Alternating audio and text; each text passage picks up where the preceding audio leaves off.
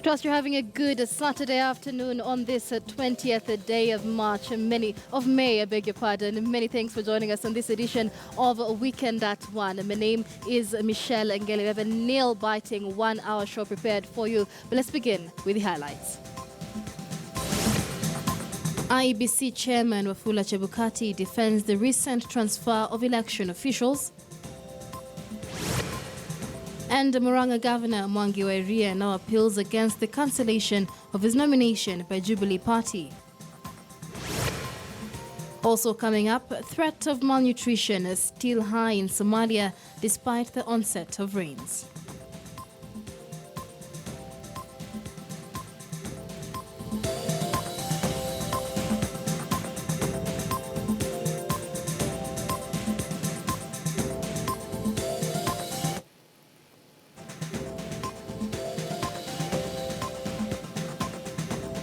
Welcome to the program. Our reporters are on the ground to bring us live details of the top stories taking place this afternoon. Elvis Koskei will be joining us live from our studios in Eldoret with details on the investigations on the murder of the 3 children of Kapsoya Ward MCA aspirant James Ratemo, who were found killed over a family feud in the region. Elvis Koskei will be joining us from our Eldoret studios for more on that. Elvis, what do we expect from you this afternoon? Expecting is that there is a new twist into the investigation. We just spoke to one, Ebi Esanji, the mother of the 3 children who were abducted and later killed, and their bodies found in River Nzoia.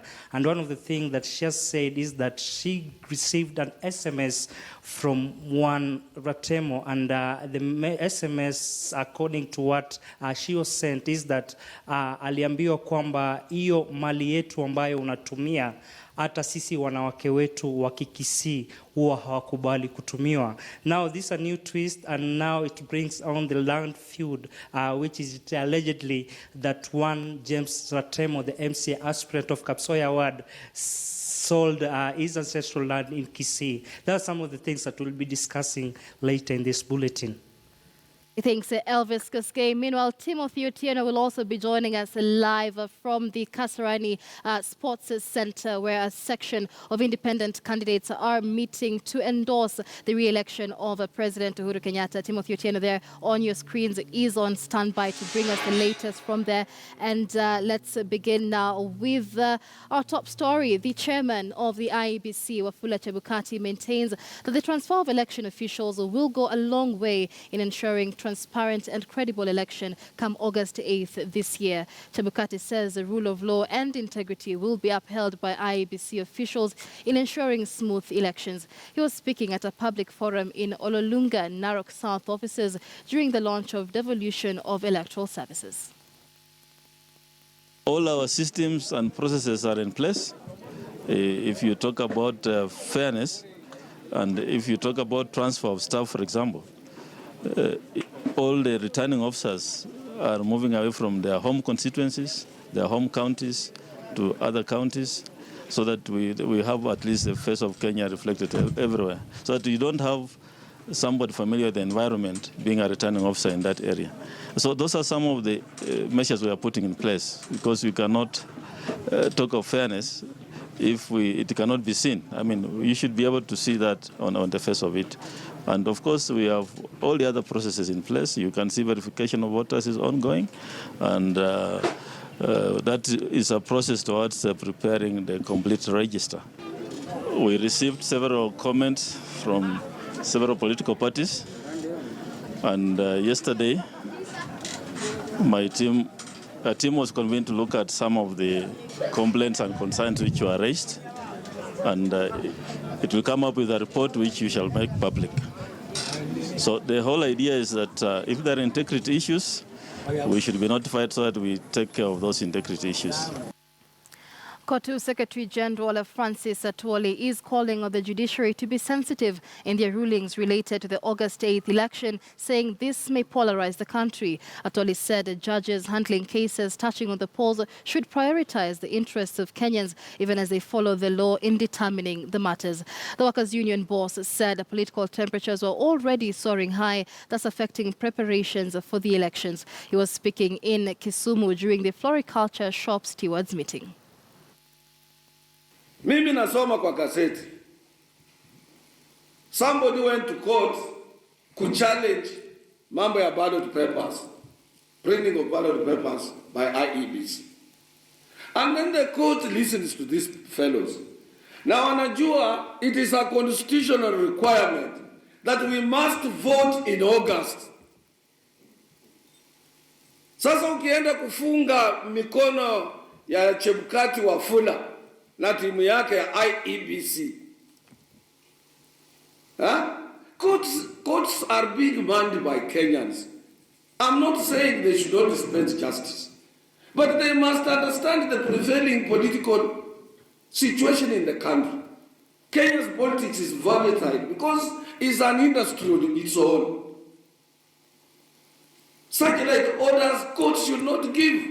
Waambie watu no, because of time. The time we have is not on our side. Let's give IEBC time to prepare.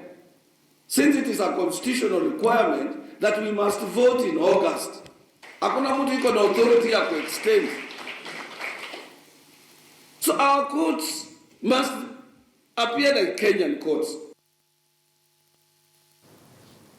Meanwhile, here in Nairobi, independent aspirants are meeting in Kasarani. Let's now bring in our reporter, Timothy Otieno, for an update. Timothy has been following up on that meeting for the better part of the day. Timothy, what has come out of this meeting so far? Well, Michelle, we are still anticipating, of course, the official launch of the Kenya Alliance of Independent Candidates that is set to take place here at the Kasarani Indoor Arena. As you can see, most of them have since gathered here. They are waiting, of course, to be led by none other than the Kiambu Governor, William Kabogo, who a few days ago had indicated that he is going to be throwing his hat back into the ring as an independent candidate seeking re-election for the Kiambu gubernatorial seat. The IEBC has already cleared 4,500 independent candidates to vie for various elective positions come August the 8th, the highest number of independent candidates in the country's political history. And that high number has, to some extent, caused a logistical nightmare for the Independent Electoral and Boundaries Commission. Nonetheless, they say they will be prepared to have the names of these individuals behind me on the ballot come August the 8th. But of course, now I am joined by one independent candidate. Of course, this is a familiar face on our screens, former Nakada boss, John Mutudho, who is seeking the gubernatorial position for Nakuru County as an independent candidate. Thank you so much for speaking to KTN News. Perhaps let's begin with today's event. What should Kenyans expect from the Kenya Alliance of Independent Candidates? What they expect is, first of all, a big shock. That we are 4,500. That means we are bigger than both Jubilee and NASA combined in terms of numbers. Politics is all about numbers, nothing more. If you ignore such a number, this is at your peril.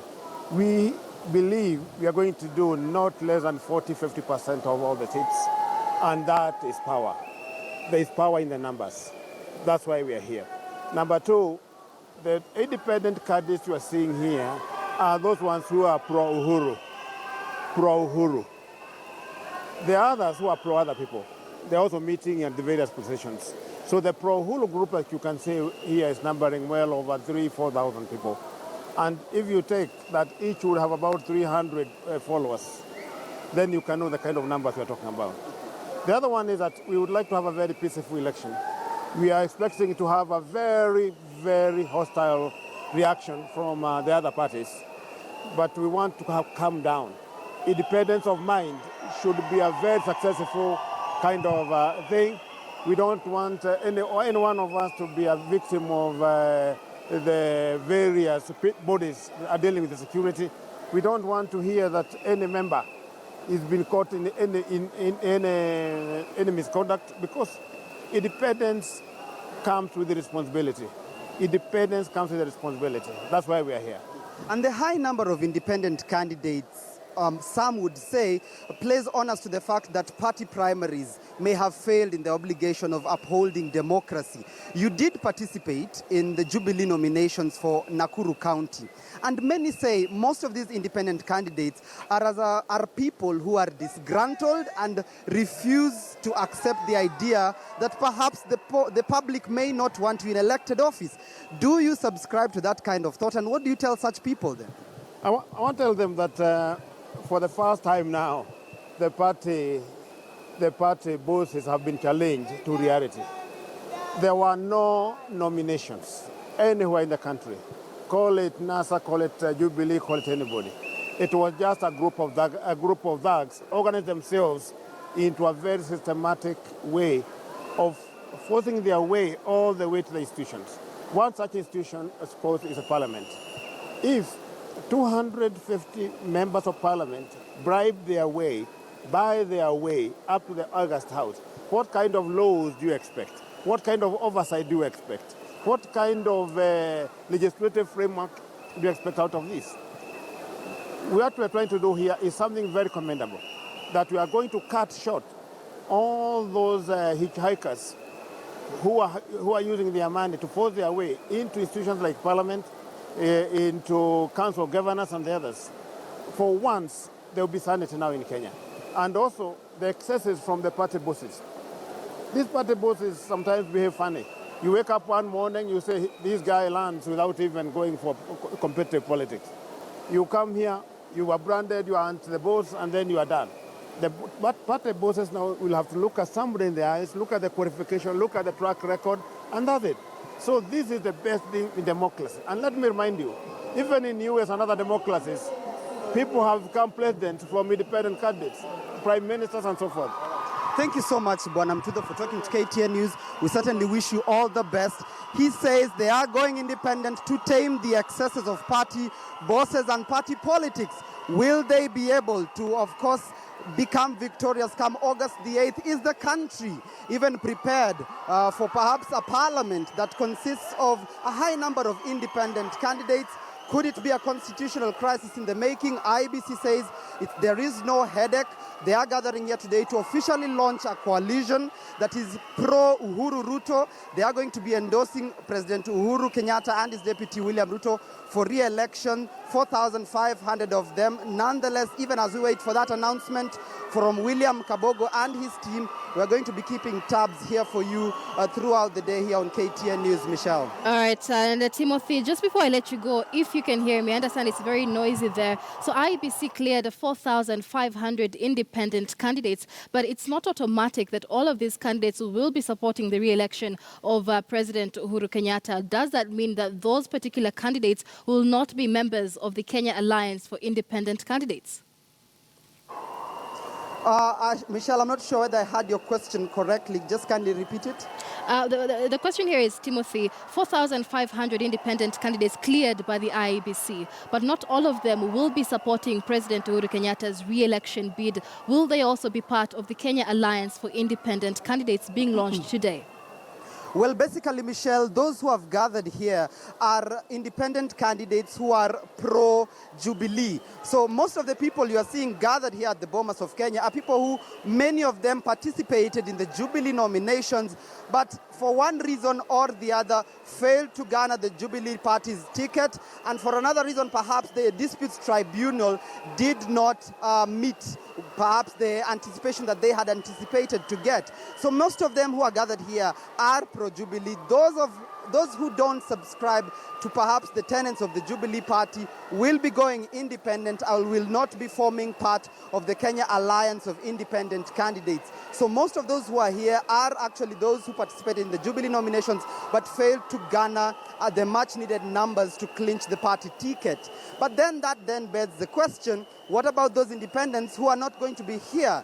Then those perhaps will have to rely mainly on the popularity on the ground, as is Kenyan politics, by extension and by large, is still dictated by party politics and which side of the political divide most of the voters subscribe to. So that will be the acid test for those going independent on whether they can be able to break through that glass ceiling and appeal to voters who have in the past been voting on party lines.